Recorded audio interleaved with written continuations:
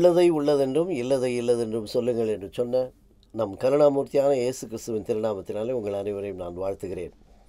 சாதி, சா என்றால் சாவு, தீ என்றால் நெருப்பு. சாதி என்பது அது வாழ்வை அழிக்கக்கூடிய மரணத்தை கொடுக்கின்ற ஒரு தீயாக இருக்கிறது. அதனால தான் இந்த தலைப்பு சாதி அப்படின்னு வச்சோம். அந்த சாதி என்று வரும்போது பொதுவாக எல்லாருக்கும் நினைவுக்கு வருகிற ஒரு சில முகங்களில், கிறித்தவ முகங்களில் அதிகமாய் நினைப்புக்கு வருகிற ஒரு முகம் அகத்தியன். அவரை நம்முடைய ஐஓஜே டிவியில் இன்றைக்கி ஒரு நேர்காணல் பண்ண போகிறோம். வணக்கம். கிறித்தவ சாதி மறுப்பாளர் இயக்கம் என்கின்ற ஒரு அற்புதமான ஒரு இயக்கத்தின் நிறுவனரும் தலைவருமாக இருக்கின்ற அவருடைய பெயரில் எனக்கு ரொம்ப பிடிச்ச விஷயம் என்னென்னா, அகத்தியன் என்று சொல்லும்போது சத்தியம் சத்தியன், சத்தியத்தை கடைபிடிப்பவர் சத்தியன் என்று சொல்லுவது போல அகத்தில் உள்ளதை அப்படியே வெளிப்படுத்துகிற ஒரு இயல்பை கொண்டவர். அகத்தில் உள்ளதை வெளிப்படையாக வெளிப்படுத்தி என்ன சொல்ல வேண்டும் என்பதை தெளிவாய் சொல்லுகின்ற அவருடைய பெயர் பொருத்தம் எனக்கு மிகவும் பிடித்திருக்கிறது. ஆகையால் அந்த அகத்தியன் அவர் அணிந்திருக்கிற அந்த டிஷர்ட்லேயே பார்த்திங்கன்னா அருமையான ஒரு வாசகம். அப்போது நடைமுறையிலே அவர் கடைபிடித்து வருகிறார். சாதி ஒழிப்பு, சாதி மறுப்பு என்பது பேச்சளவில் இல்லாமல் அதை நடைமுறைப்படுத்தி அதை சாதித்து காட்ட வேண்டும் என்ற முனைப்போடு அது மிகப்பெரிய ஒரு போராளியாக திகழ்ந்து கொண்டிருக்கிறார். குறிப்பாக கிறித்தவ சமுதாயத்தில் அவ்விதமாக இருப்பது வரவேற்கத்தக்க ஒன்று. ஏனென்றால் கிறித்தவத்திற்கும் சாதிக்கும் சம்பந்தமில்லை என்பதை அறியாதவர்கள் அநேகர் இருக்கிறார்கள், அறிந்தும் அறியாதவர்கள் இருக்கிறார்கள்.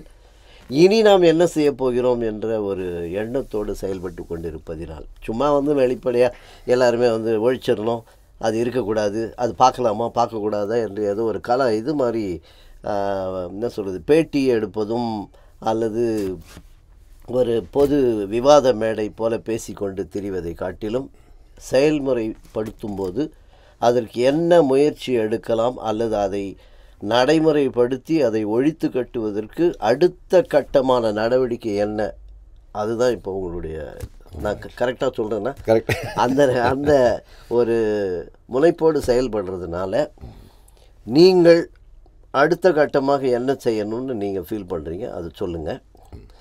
இந்த உங்களுடைய வாசகங்கள் பல இது ஒன்று தான் இருக்கா அல்லது இன்னும் அது போன்ற வாசகங்கள், இதை நீங்கள் அணிந்து செல்லும்போது உலகம் எப்படி உங்களை ஏற்றுக்கொள்கிறது அல்லது அவர்கள் ஏதேனும் மறுப்பாளர்கள் உங்களை மறுத்திருக்கிறார்களா, அதையும் நீங்கள் சொல்லணும். ஓகே, வணக்கம் அண்ணா. இந்த நிகழ்ச்சிக்கு என்னை அழைத்தமைக்காக மிக்க நன்றி. எனக்கு கிறிஸ்தவத்தினுடைய வளர்ச்சிக்கு பல தடைகள் இருக்கின்றன அப்படின்னு என்னுடைய ரட்சிக்கப்பட்ட ஆரம்ப புதுசிலேயே நான் அதை புரிஞ்சுக்கிட்டேன். அதில் எல்லா தடைகளையும் மக்களுக்கு ஈஸியாக புரிய வைக்க முடியுது.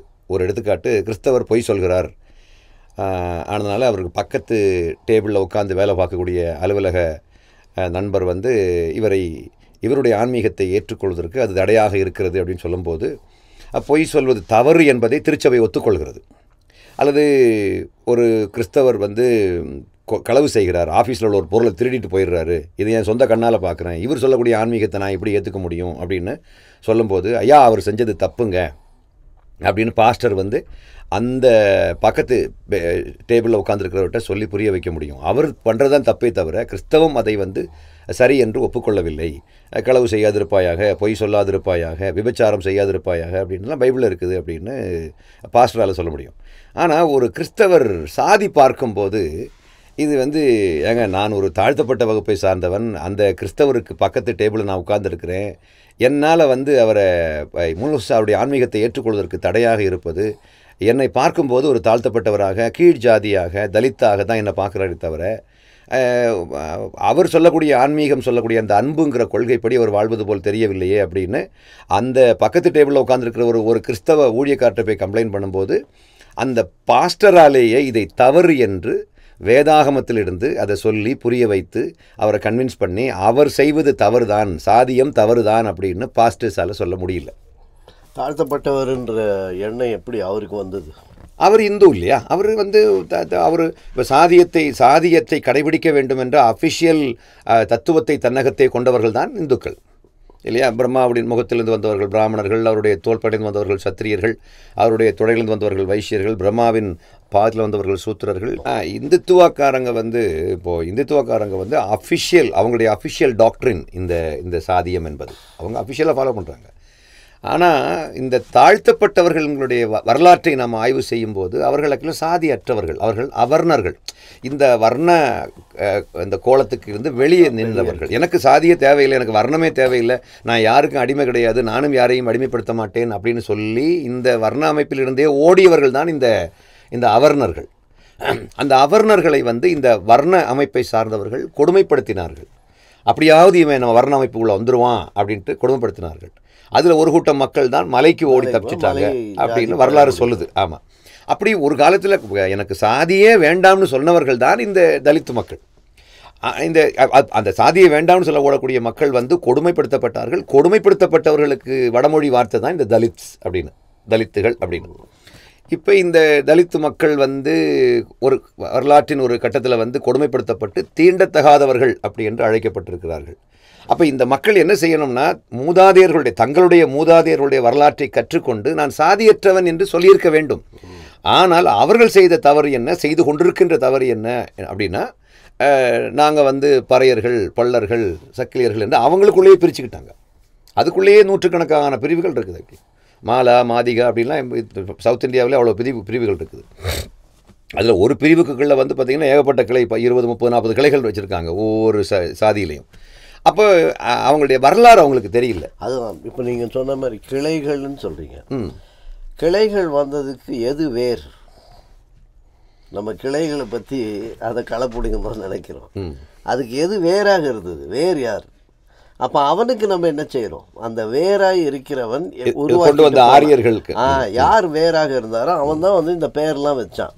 பத்தாவதுக்கு சப்காஸ்ட்ன்ற பெயர்லையும் இவர்களுக்குள்ளாகவே பிரித்து கொண்டு இவர்கள் தொழில் ரீதியாகவும் சமூக ரீதியாகவும் தங்களுடைய குடும்ப ரீதியாகவும் எல்லாம் பிரித்து கொண்டு தான் இன்னைக்கு கணக்கில்லாத அளவுக்கு அது வந்தது.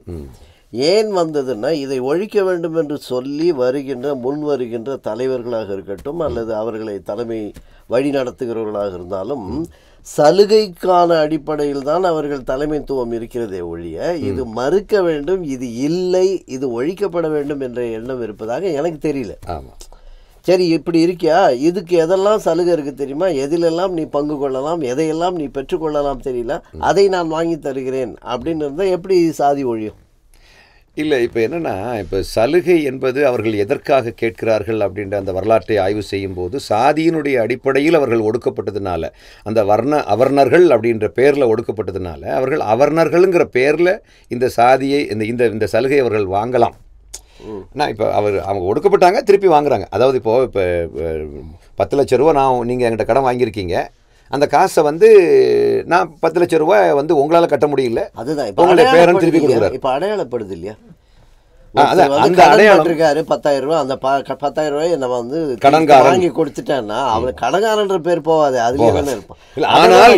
ஆனால் அந்த தலித்துங்கிற பேரை கூட விட்டுக்கிட்டு சாதியற்றவர்கள் அல்லது அவர்ணர்கள்ங்கிற பேரில் அவர்கள் இடஒதுக்கீடு வாங்கியிருந்தால் கூட இன்னைக்கு வந்து கீழ் ஜாதி, தீண்டத்தகாதவர்கள், தீண்டப்படாதவர்கள், இந்த தலித்துகள், சாம்பவர்கள், பள்ளர்கள், பறையர்கள், இந்த அவ்வளோ பேரையும் எடுத்துக்கிட்டு சாதியற்றவர்கள் என்ற பெயர் அவர்களுக்கு சூட்டப்பட்டிருக்குமானால், உண்மையை சொல்கிறேன், ஒன்று, இந்த சாதியற்றவர்கள்ங்கிற பெயர் அவர்களுக்கு சூட்டப்பட்டு அந்த பிரிவுக்கு யார் வேண்டுமானாலும் நகரலாம் என்று அரசாங்கம் இன்றைக்கு கொண்டு வந்தால் சாதி ஒழியும் நான் நினைக்கிறேன்.